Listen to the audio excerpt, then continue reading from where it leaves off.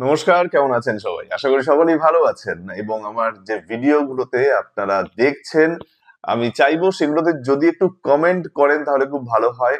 আমার বুঝতে সুবিধা হয় যে আপনাদের এটা অ্যাকচুয়ালি কেমন লাগছে, আপনারা কতক্ষণ দেখছেন। এটার মধ্যে আমি যদি আর কি কি চেঞ্জ আনলে আপনাদের ভালো লাগবে সেই বিষয়গুলো জানাতে কিন্তু প্লিজ ভুলবেন না। মাথায় রাখবেন এইগুলোই আমাকে হেল্প করবে একটু ভালো ভিডিও বানাতে এবং আগামী দিনে মোটিভেশনটাকে বজায় রাখতে। আমি একেবারে নতুন এবং যে ভিডিওগুলো আমি বানাই তাতে খুব একটা বেশি এডিট থাকে না, জাস্ট আমি একটা ছবি একটা মিউজিক লাগিয়ে দিই, background music. So apart from that আর কিছুই থাকে না। তো যদি একটু কমেন্ট করেন ভিডিওগুলোতে ভালো হয়।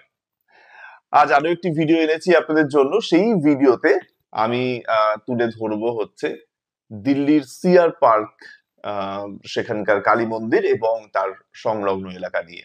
লাস্ট একটা ভিডিও বানিয়েছিলাম জামা মসজিদ নিয়ে, যে ভিডিও শর্টসটা অনেকেই দেখেছেন, ভীষণ ভীষণ ভাবে মানুষ পছন্দ করেছেন। এবং অন্যদিকে একটা ফুল ভিডিও রয়েছে, পারলে সেটাও দেখে নেবেন। এবং সেই জামা মসজিদের যে ফুল ভিডিও সেটারই আদলে বলতে পারেন অনেকটা যে আমার আজকের এই নতুন ভিডিও, যেখানে আমি আলোচনা করব দিল্লির সিআর পার্কের যে কালী মন্দির রয়েছে তাকে নিয়ে।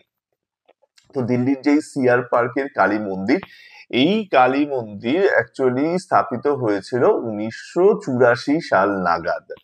কিন্তু তার আগে এই যে জায়গাটি যেখানে এখন বর্তমানে এই কালী মন্দির, সেইখানে হচ্ছে যে ছিল একটি শিব মন্দির, ছোট শিব মন্দির ছিল, যেটা 1973 সাল নাগাদ মানে স্থাপন করা হয়েছিল।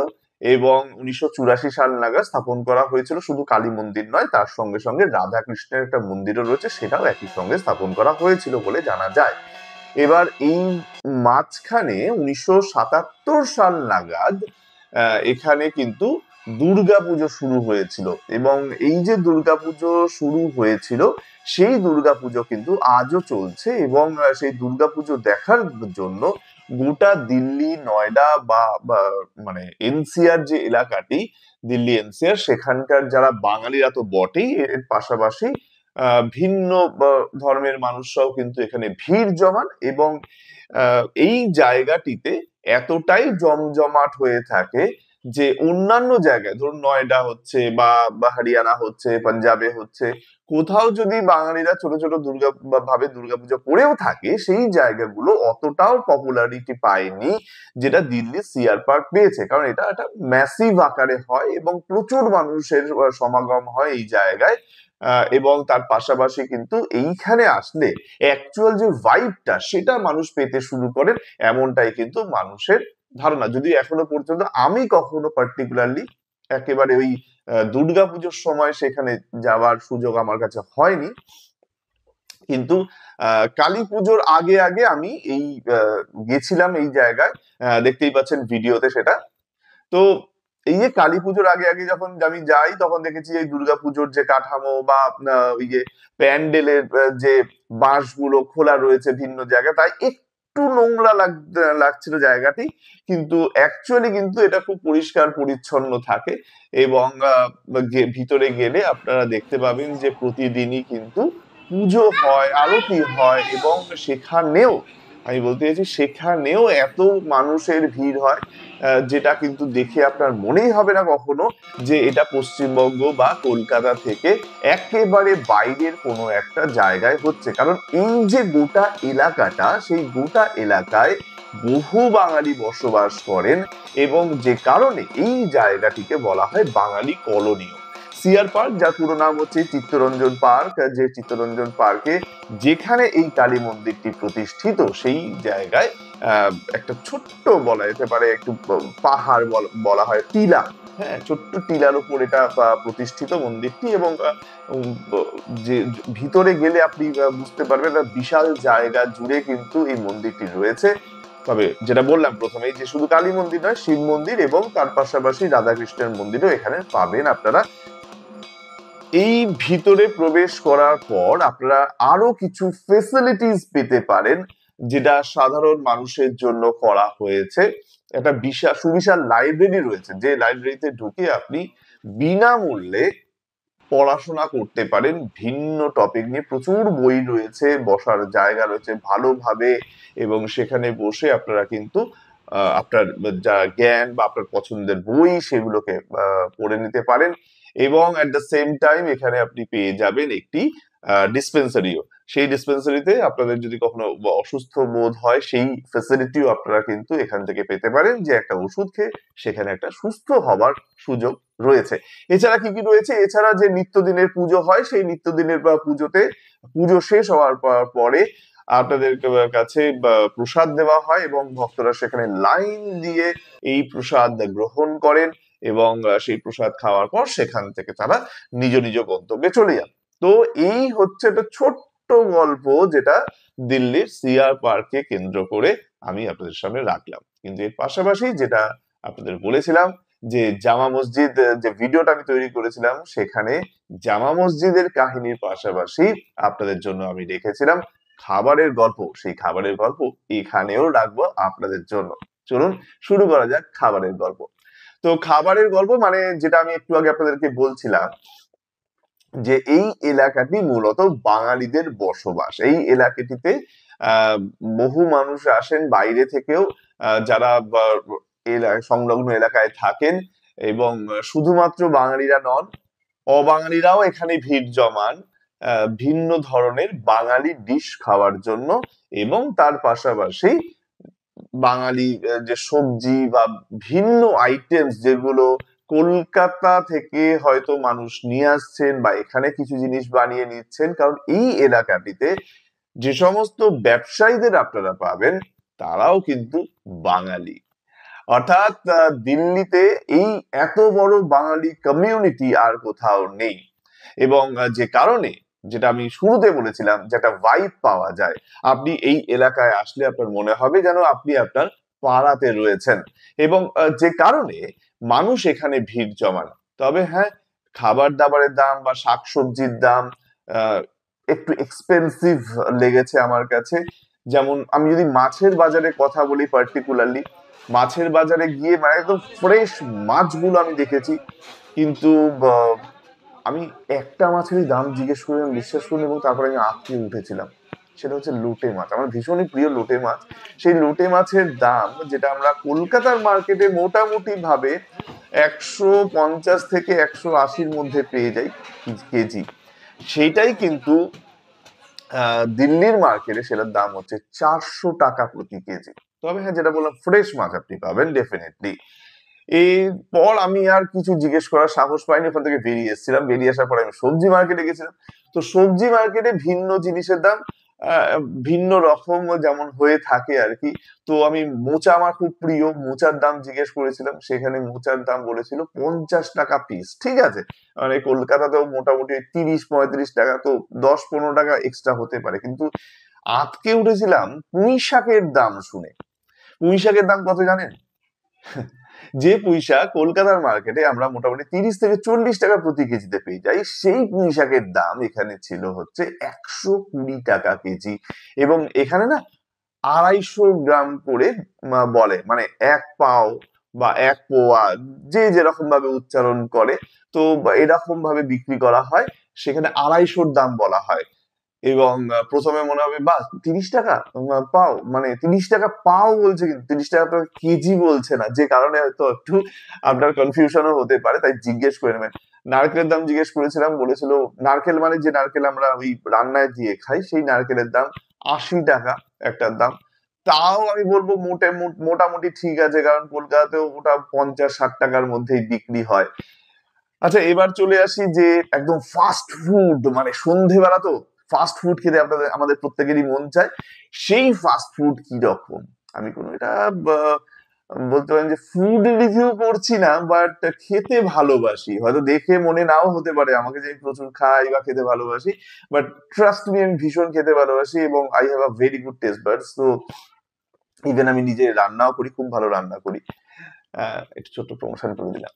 তো যাই হোক, এবার ফাস্ট ফুডের কথা আসি। এই যে ফাস্ট ফুড এখানে বিক্রি হয়, যেখানে আপনি পেতে পারেন ফিশ ফ্রাই, ফিশ ফিঙ্গার বা রোলস, চাউমিন, চাউমিন একটা প্ল্যাটার আপনি পেতে পারেন। তো এই ভিন্ন জিনিস এখানে বিক্রি হচ্ছে, দেখে ভীষণ লোভ হয়েছিল, তো আর খিদেও পেয়েছিল। তাই মনে হলো যে না, খাওয়া যাক কিছু। তো আমি আর আমার এক বন্ধু গেছিলাম, তো দুজনে মিলে প্রথমে আমরা ট্রাই করেছিলাম ফিশ ফ্রাই খাবো। আহা, দামগুলো দেখে না একটু সন্দেহ হয়েছিল, তো আমি ওকে বললাম ভাই একটাই নে, আহ, তারপরে যদি ভালো লাগে তারপর না হয় নেওয়া যাবে। বেশ, যেমন বলা তেমন কাজ, আমরা নিয়েছিলাম হচ্ছে ওই একটা ফিশ ফ্রাই, দাম নিয়েছিল ওই 100 টাকা বা 120 টাকা, এরকম একটা, ঠিক খেয়াল পড়ছে না এই মুহূর্তে।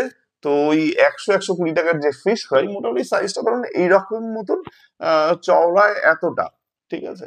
তো আমরা যখন মানে ভাঙলাম জিনিসটা, ভিতরে বেশ মাছটারও দেখা যাচ্ছিল, এবার গন্ধটা ঠিক না আসছিল না, এটা কেমন ফিশ ফ্রাই যে গন্ধ আসে না, তা আবার বাঙালির হাতে তৈরি। কামড় মারলাম, কামড় মারার পরে দেখছি ওরে বাস, এ তো বড় খেল, এটায় কোনো ভেটকি নেই গুরু। এবং ভেটকি থাকলে 120 টাকা কি করে দেবে, সেটাও তো একটা সন্দেহের ব্যাপার ছিল, তাই না? তো ওটা ছিল, এবং ভিতরে কাঁটা ভর্তি ছিল, বুঝতেই পারলাম যে যে কোনো লোকাল মাছ দিয়ে এরা বানিয়ে ওটা বিক্রি করছে। তো ওই দোকান থেকে আর কিছু খাবার সাহস পেলাম না। এরকম প্রচুর দোকান আছে, তাই আরেকটু এগিয়ে গেলাম, অন্য কিছু ট্রাই করব।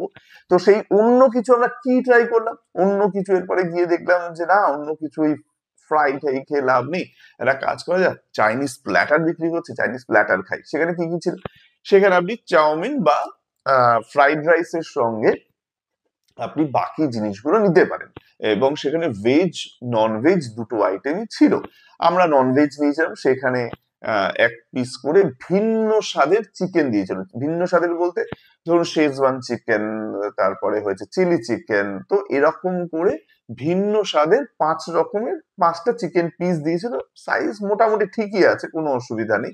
এবং তার সঙ্গে আমরা নিয়েছিলাম হচ্ছে নুডলস বা চাউমিন। তো সেটার দাম নিয়েছিল মোটামুটি ওই ধরুন 150 টাকা হচ্ছে হাফ প্লেট, ফুল প্লেট হচ্ছে 300 টাকা। তো আমরা খেলাম, খেয়ে খুব একটা খারাপ লাগলো না, মোটামুটি চলে যাবে এবং আপনার পেটও ভরে যাবে ঠিকঠাক দামে। 150 টাকা আপনি স্পেন্ড করতেই পারেন একটা দিন কিছুক্ষণের জন্য। এরপরে সেখানে ভর্তি মিষ্টির দোকান, আর বাঙালি মানে জানেন যে মিষ্টি তো খেতেই হবে, সে যতই যা হয়ে যাক না কেন। সো মিষ্টির মধ্যে কালো জাম দেখে তো আমার মানে কি বলবো, মুখ থেকে লালা পড়তে শুরু করে দেয়। কালো জাম, রসগোল্লা, মালাই চমচম, রসমালাই, ভর্তি মিষ্টির আইটেম এবং প্রচুর দোকান। তো এমনই একটি দোকানে আমরা দাঁড়ালাম। আমার প্রথম পছন্দই ছিল হচ্ছে ওই কালো জাম একটা নিলাম, আর তার সঙ্গে নিয়েছিলাম একটা মালাই চমচম। কিন্তু তার আগে ওই আমার যে বন্ধু, তার দেখে মনে হলো না একটা রসগোল্লা ভাই হয়ে যাক, রসগোল্লা না হলে কি বাঙালির চলে। আর আমি বললাম না না, রসগোল্লা না এখানে মনে হচ্ছে ভালো হবে না। বলছে ধর ভালো হবে না, নাও নাও রসগোল্লা খাবো, রসগোল্লা খাওয়ার পর তুমি বলবে আরো 4-5টা দিয়ে দাও। হ্যাঁ, সেটা অবশ্য হতেই পারে। যাই হোক, তো সেই কারণে একটা সবার আগে হলো রসগোল্লা। সেই রসগোল্লা খাওয়ার পরে মুখটা হয়ে গেল উম, উম, এইভাবে খাচ্ছি। কেন খাচ্ছিলাম, কারণ রসগোল্লাটা এতটাই জঘন্য খেতে ছিল। কি করে বাঙালি হয়ে এইরকম ফালতু মিষ্টি বানাতে পারে এরা, সেটা এদের কাছ থেকে বোধহয় ট্রেনিং নিতে হবে। তো মনের দুঃখে ওই রসমালাইটাই ভালো ছিল, ওই কালো জামটা আরো জঘন্য। মানে দামটাই দিলাম ফালতু ফালতু, প্রায় 100 টাকার মতন মিষ্টির দাম গেল, কিন্তু খেয়ে বিন্দু মাত্র শান্তি পেলাম না। তো ওখান থেকে আমরা টাটা বাই বাই করলাম এবং আবার নিজ গন্তব্যে ফিরে গেলাম। তো এই ছিল দিল্লি সিআর পার্ক মন্দিরের কাহিনী, এবং দিল্লি সিআর পার্কে গেলে আপনি বা আপনারা কি কি খাবার দাবার পেতে পারেন, কি কি খাবার দাবার বাড়ির জন্য নিয়ে যেতে পারেন, সেই সিদ্ধান্ত আপনাদের ওপর আমি ছেড়ে দিলাম। আর হ্যাঁ, একটা কথা বলতে ভুলে গেছিলাম, এখানে একটা ছোট্ট বইয়ের দোকান আছে, যে বইয়ের দোকানে একজন বয়স্ক ভদ্রলোক বসেন, সমস্ত বাঙালি বই টই বিক্রি করেন। মানে সেই নন্টে ফন্টে থেকে শুরু করে বিভিন্ন ধরনের বাঙালি বই, গল্পের বই, কার্টুন, এসব বিক্রি করেন। ইভেন কিছু ম্যাগাজিনস যেগুলো কলকাতার মার্কেটে পাওয়া যায় সেই সমস্ত কিছু আপনি পাবেন। কিছু পেপার্স, নিউজ পেপার্স সেখান থেকে পেতে পারেন। আনন্দবাজার, বর্তমান, আজকাল এই সমস্ত কিছু পেতে পারেন। এবং তার পাশাপাশি এখানে গেলে আপনি আরো একটি সুন্দর গান শুনতে পাবেন, একটি না সরি, মানে অনেকগুলো ভালো বাংলা গান শুনতে পাবেন শুধুমাত্র এই ভদ্রলোক চালান, এবং যেটি অপূর্ব লাগে। এটা ভিডিওটা দেখুন। তো এই হচ্ছে এই গোটা এলাকা। ও হ্যাঁ, বাড়িতে মশলা ফুরিয়ে গেছে কিন্তু বাঙালি কোনো মশলা পাচ্ছেন না, কোনো অনলাইন ডেলিভারিতেও পাচ্ছেন না, সেটাও পেতে পারেন এই এখানে আসলেই। সুতরাং ভাববেন না, পাবেন সবই, দাম দিতে হবে, মানে ট্যাঁকে একটু জোর থাকতে হবে বটে, নইলে আর হবে না। একটু বেশি দাম খরচ করবেন, চলে আসবে সমস্ত জিনিস আপনার পছন্দ মতো এই এলাকা থেকে। এটাই যা বলার। কোনো পার্টিকুলার দোকানের নাম আমি নিলাম না, কারণ সেরকম কোনো দোকানের নাম আমি সিলেক্ট করিনি, আর কারোর প্রচার আমি করতে চাইও না।